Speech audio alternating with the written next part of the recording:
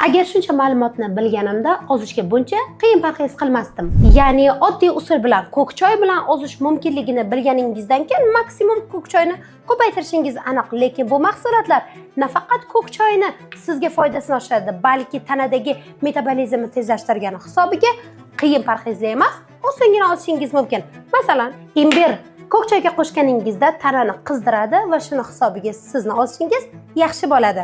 Koritsa oshqozon osti bezidagi muammoyimiz, insulinimiz ko'p ishlab chiqarilishi va shuni hisobiga shirinlikka bo'lgan moyilligimiz oshishini oldini oladi. Kurkuma hazm bilan bog'liq bo'lgan jarayonlar, ovqat yeydi, qorni ishadi. Bu muammolarni oldini olish uchun aynan kurkuma ko'k choyga qo'shilsa yaxshigina foyda beradi. 4-mahsulotimiz esa kardamon. Kardamon ko'k choyga qo'shilganda barcha ziravorlarni damini beradi desak ham adashmaymiz.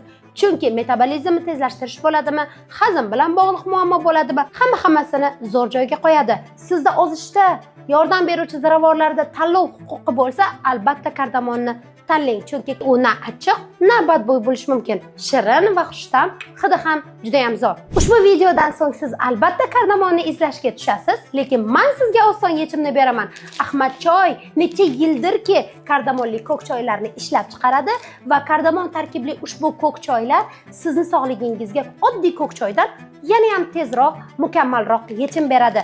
Kardamon choyi metabolizmni tezlashtiradi, ozdiradi va xushbo'y, xushtam bo'lgani uchun uyingizda sevimli choyga aylanishi mumkin. Ushbu ko'k choyni qayerdan xarid qilishni bilmayotgan bo'lsangiz, videoga like bosib, kommentariyada choy so'zini yozib qoldiring. Sizga to'liq ma'lumotni o'zim yuborib qo'yaman. Unutmang, Ahmad Choy har doim sizni sog'ligingiz uchun qayg'uradi.